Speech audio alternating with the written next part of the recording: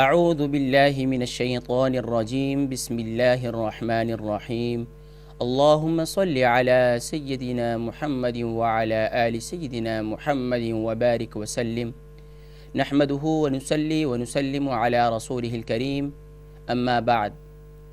محترم ناظرین و سامعین، السلام علیکم ورحمۃ اللہ وبرکاتہ۔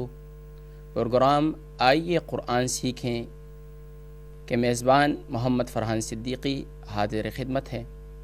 محترم ناظرین و سامعین، حضور اکرم صلی اللہ علیہ وآلہ وسلم نے ارشاد فرمایا، ترمذی شریف کی یہ روایت ہے، آپ صلی اللہ علیہ وآلہ وسلم ارشاد فرماتے ہیں، ان الذی لیس فی جوفہ شیء من القرآن کالبیت الخارب۔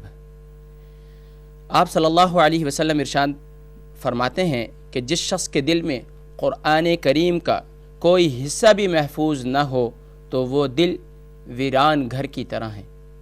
ناظرین و سامعین، سورہ فاتحہ کی فضیلت کے بارے میں آپ صلی اللہ علیہ وآلہ وسلم ارشاد فرماتے ہیں کہ اللہ رب العالمین ارشاد فرماتے ہیں کہ سورہ فاتحہ کو میں نے اپنے اور بندوں کے درمیان اس کو تقسیم کر دیا ہے۔ اب میرے بندے کے لیے وہی ہے جو وہ مجھ سے مانگے۔ ناظرین، قرآن مجید فرقان حمید کی فضیلت بہت زیادہ ہے، یقیناً ہم سب واقف ہیں۔ اسی قرآن کے پیغام کو اور آپ تک پہنچانے کے لیے اور ان فضیلتوں کو حاصل کرنے کے لیے ہم نے یہ پروگرام آئیے قرآن سیکھیں ترتیب دیا ہے اور پیش کر رہے ہیں۔ اس کے لیے ہمیں قرآن کو سیکھنا ہوگا، قرآن کو پڑھنا ہوگا اور قرآنی تعلیمات پر عمل کر کے قرآنی تعلیمات کو عام کرنا ہوگا۔ ناظرین، قرآن مجید فرقان حمید کی ہم سورہ فاتحہ کی ہمارا سبق جو ہے وہ سورہ فاتحہ چل رہی ہے، اور سورہ فاتحہ کی الحمدللہ 4 آیات کمپلیٹ ہو چکی ہیں، اور آج انشاءاللہ العزیز آیت نمبر 5 کی تلاوت کریں گے۔ ناظرین، اپنے سبق کی جانب چلنے سے پہلے میں اپنے ناظرین و سامعین کو متوجہ کروں گا کہ باوضو ہو جائیے اور ٹی وی اسکرین کے سامنے اپنے قرآن کریم کو کھول لیجئے، اور یاد رہے کہ ایک نوٹ بک اور پین بھی ساتھ رکھ لیجئے تاکہ اہم پوائنٹس کو آپ نوٹس کا فرما سکیں۔ ناظرین، آئیے چلتے ہیں ہم آج کے اپنے فارمیٹ کی جانب اور آج کے سبق کی جانب تلاوت کرتے ہیں۔ تلاوت کے بعد ہم انشاءاللہ العزیز اپنے فارمیٹ کے مطابق اپنے سبق کا آغاز کرتے ہیں۔ آئیے ناظرین، تعوذ اور تسمیہ کے ساتھ میرے ساتھ آج کے سبق کی ابتدا کرتے ہیں۔ اعوذ باللہ من الشیطان الرجیم، بسم اللہ الرحمن الرحیم، الحمد للہ رب العالمین، الرحمن الرحیم، مالک یوم الدین، ایاک نعبد و ایاک نستعین، اہدنا الصراط المستقیم۔ یہ آیت نمبر 5 ہماری آج کا سبق ہے۔ دوبارہ اس کی تلاوت کرتے ہیں۔ اہدنا الصراط المستقیم، اہدنا الصراط، اہدنا الصراط المستقیم۔ ناظرین، یہ آیت نمبر 5، اس کے اندر 3 کلمات ہیں۔ پہلا کلمہ اہدنا ہے، دوسرا الصراط ہے، اور تیسرا المستقیم ہے۔ ناظرین، سب سے پہلے کلمے کے اندر الف ہے، الف کے نیچے زیر ہے اور اس کے ساتھ ہا ہے، ہا کے اوپر جزم ہے، دال کے نیچے زیر ہے، نون کے اوپر زبر ہے۔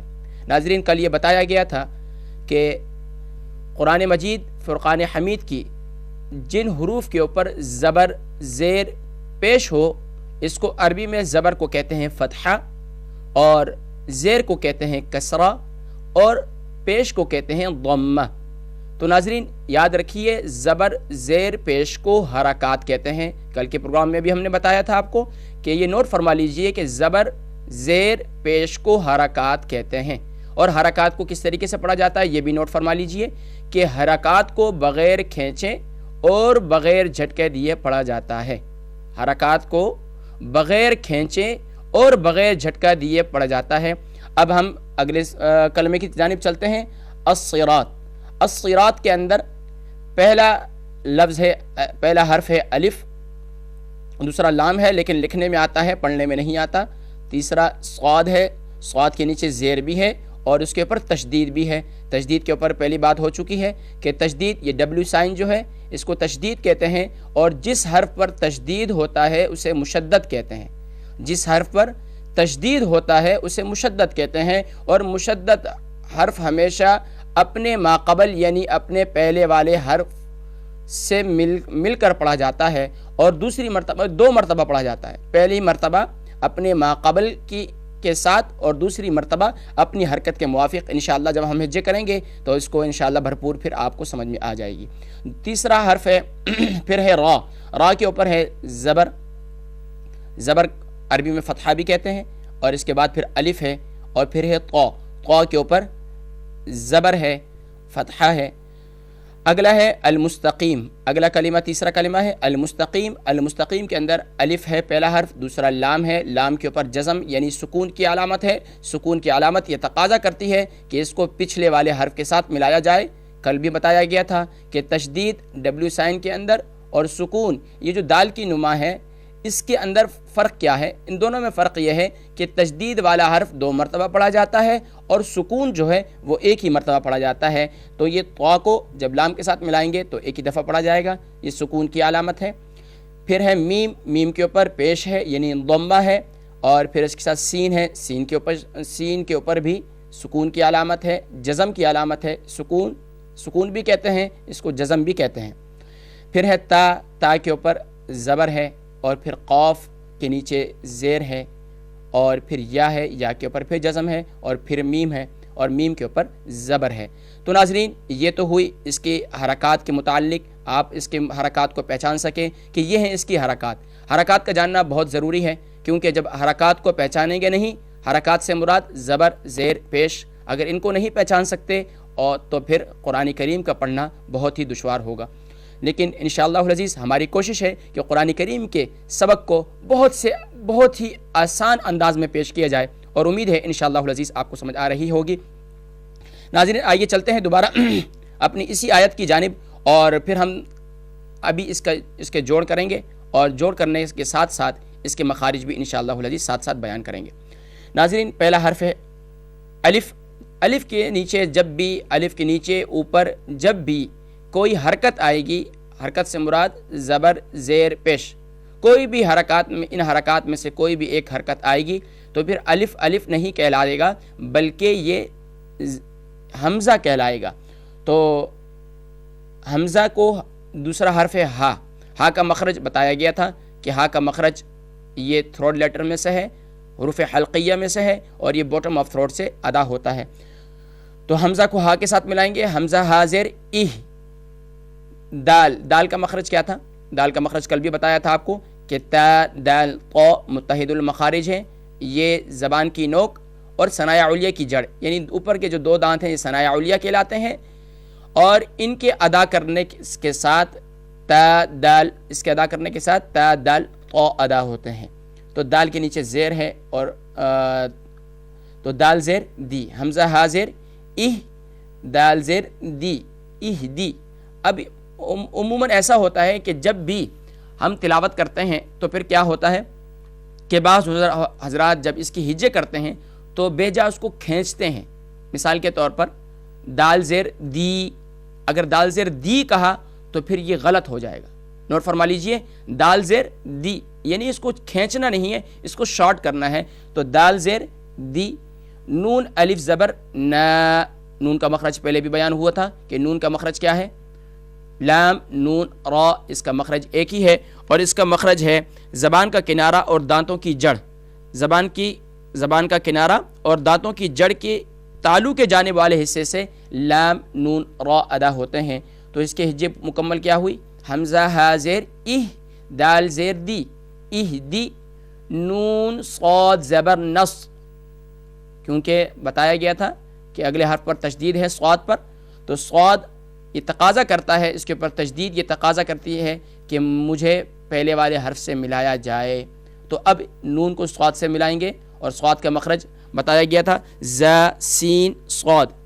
ز یہ نوٹ فرما لیجئے ناظرین کہ ز سین صاد یہ نیا مخرج ہے. یہ بھی نوٹ فرما لیجئے کہ یہ تین حرف جو ہیں متحد المخارج ہیں، ز سین اور صاد.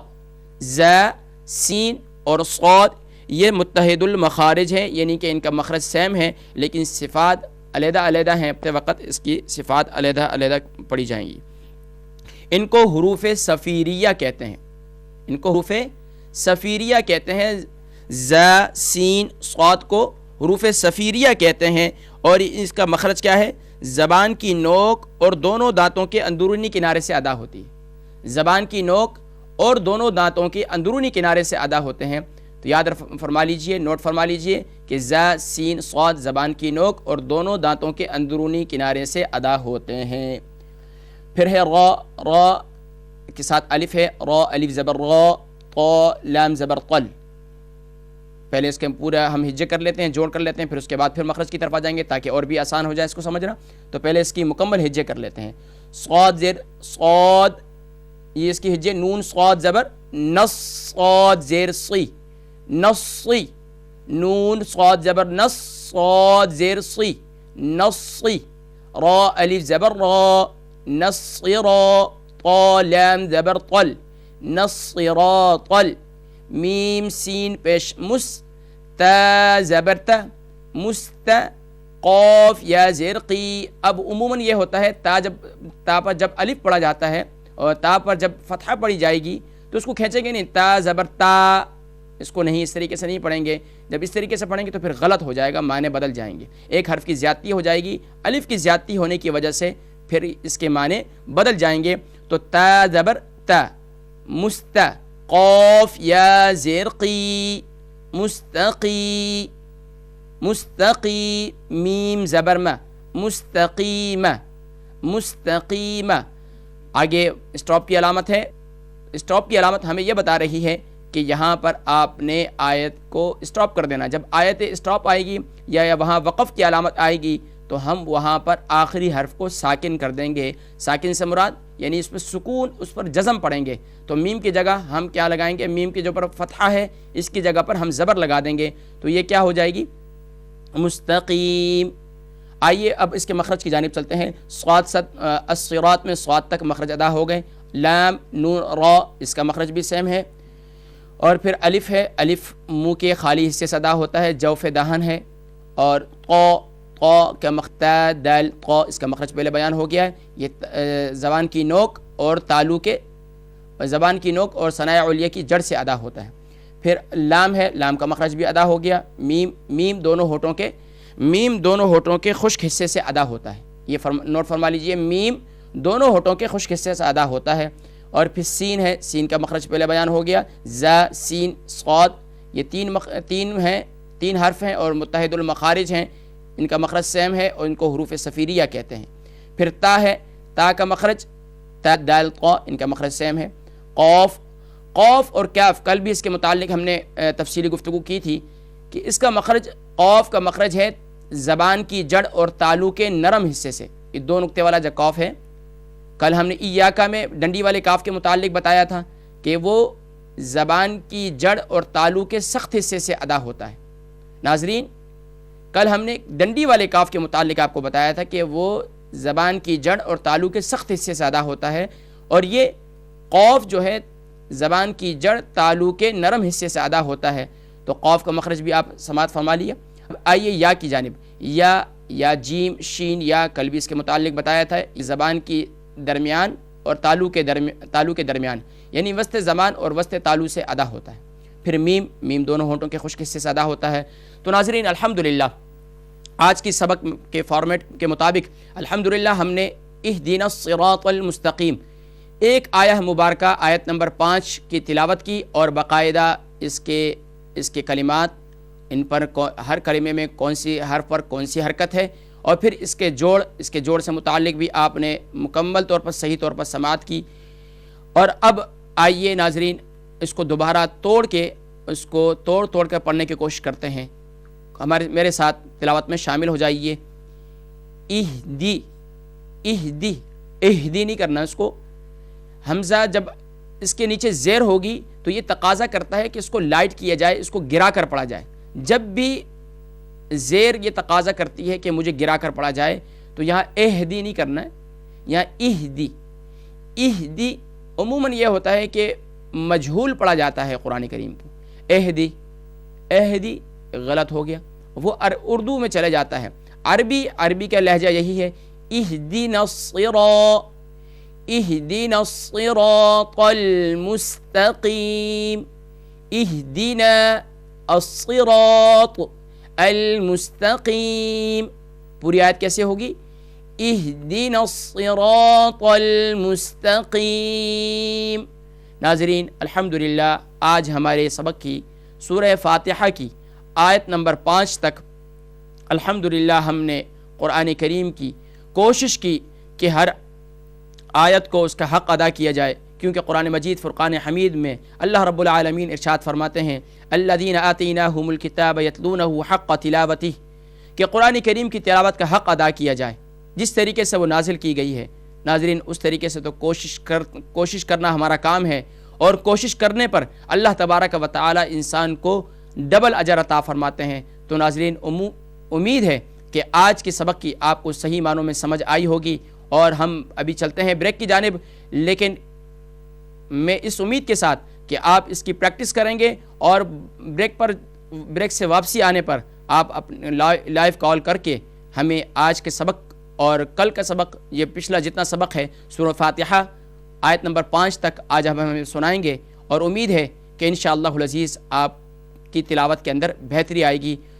شرمائیے گا نہیں، کیونکہ قرآن مجید پڑھنے پر اللہ تبارک و تعالی دوہرا اجر عطا فرماتے ہیں۔ چلتے ہیں بریک کی جانب اور پھر آتے ہیں بریک کے بعد۔ السلام علیکم ورحمۃ اللہ وبرکاتہ۔